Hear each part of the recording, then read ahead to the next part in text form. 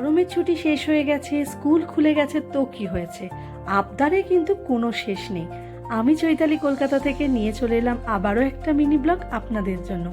আর এবারের আবদারটা আমার ছেলের কিন্তু আমার কাছে নয়, তার ঠাম্মার কাছে। কি আবদার? মোমো খাবো, কারণ মোমো হচ্ছে আমার ছেলের প্রচণ্ড প্রিয় একটা ফাস্ট ফুড বলতে পারেন। তো বাড়িতেই মোমো বানানো হবে, ঠাম্মার কাছে আবদার।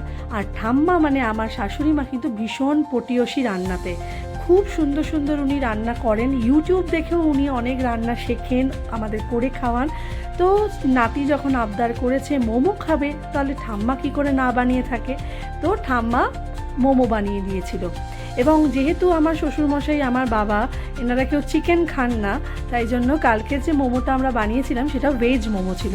ভীষণ ইজি তার রেসিপি, এবং খুব সহজেই বানিয়ে নিতে পারেন আপনারা সবাই, এবং সেই রেসিপিটাই শেয়ার করলাম আপনাদের সাথে। আমরা যে পুরটা তৈরি করেছিলাম, যে পুরটা মোমোর ভেতরে আমরা দেব, সেটা হচ্ছে বাঁধাকপি নিয়েছিলাম, একটুখানি সেদ্ধ করে নিয়েছিলাম, ঝিরিঝিরি করে কেটে, তার মধ্যে পেঁয়াজ, তারপরে বেল পেপারস, ক্যাপসিকাম, সমস্ত কিছু তেলের মধ্যে দিয়ে হালকা করে ফ্রাই করা হবে। তার তেলের মধ্যে প্রথমে একটুখানি আদা কুচি, একটু রসুন কুচি দিয়ে ওই সমস্ত উপকরণগুলো দিয়ে হালকা করে ভাজতে হবে। খুব বেশি ভাজা হবে না, একটু ক্রাঞ্চি ব্যাপারটা যেন থাকে, এবং নুন গোলমরিচ পরিমাণ মতো দিয়ে দিতে হবে। ব্যাস, তাহলে কিন্তু পুরটা পুরো রেডি। এবং তারপরে যে উপরের যে আবরণটা, যেটা ভেতরে স্টাফিংসটা দেওয়া হবে, সেই আবরণটাকে ময়দা দিয়ে করা হয়েছে। ময়দার মধ্যে ময়ানে হিসাবে তেল, একটু অল্প নুন দেওয়া হয়েছে, এবং ভালো করে ময়দাটা মেখে কিছুক্ষণ রেস্টে রেখে দেওয়া হয়েছে। তারপরে রেস্টে রেখে দেওয়ার পর আবার একবার ময়দাটাকে মেখে, যেমন আমরা লুচি বেলি ওইভাবে বেলতে হবে, কিন্তু ভিতরের দিকটা একটু মোটা হলেও বাইরের সাইডটা কিন্তু একদম পাতলা তৈরি করতে হবে। এবারে তার মধ্যে ভেতরে দেখুন পুরটা আমরা দিয়ে দিলাম। পুরটা দিতে কিন্তু কোনো কার্পণ্য বোধ করবে না। আর মোমোর আসল জিনিস হচ্ছে তারই প্যাকেজিংটা, ভীষণ সুন্দর করে তৈরি করতে হবে। দেখছেন আমার শাশুড়ি মা কত সুন্দর করে এই প্যাকেজিংটা করছে, ভীষণ সুন্দর করে। এবং আমার কাছে কিন্তু এটাই শেখার ছিল, এই জিনিসটা করতে আমি একদমই পারি না।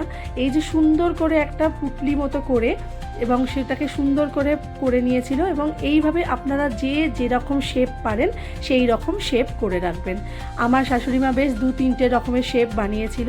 আর অন্যদিকে একটা ডেচকির মধ্যে জল গরম করতে দিয়েছিলাম। জলটা একদম টকবক যখন ফুটন্ত হবে, তখন যে ফুটো ফুটো যে থালাটা থাকে, সেই রকম থালার মধ্যে এই প্রত্যেকটা মোমোকে দিয়ে দিতে হবে। তার আগে থালাটার মধ্যে কিন্তু একটু তেল ব্রাশ করে নিতে হবে, এবং তারপরে প্রত্যেকটা মোমোকে সাজিয়ে 10 থেকে 15 মিনিটের মধ্যে রেখে দিতে হবে।